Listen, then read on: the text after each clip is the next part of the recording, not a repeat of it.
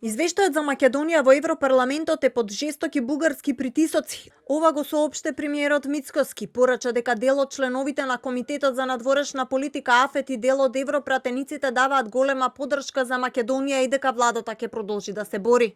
Според Мицкоски, на површина е излезена, како што вели тој, вистинската стратегија и причина на официјална Софија, создавање на сегашна македонска нација, идентитет и јазик кои се темелат на бугарски корени. Деновиве добивам информации за повторно жестоки политички притисоци од страна на бугарските европратеници и бугарската влада дека ако биде изгласан тој извештај, внимавајте, тоа можело да ги радикализира проруските струи против проевропската сегашна бугарска влада.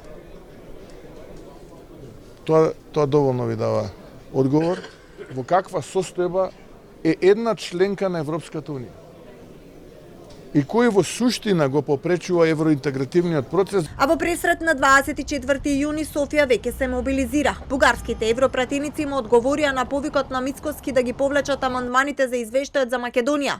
Му порачаа дека тој е виновен за одложувањето и дека треба да си го преиспита ставот и однесувањето кон Бугарија и Европарламентот.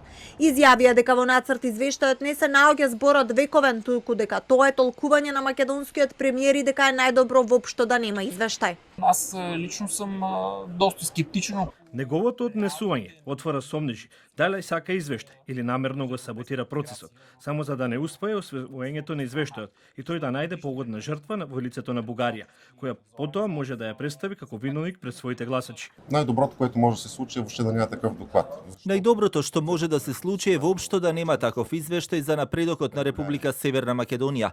Процесот на неговото создавање е погрешен бидејќи има редовно протекување на информации.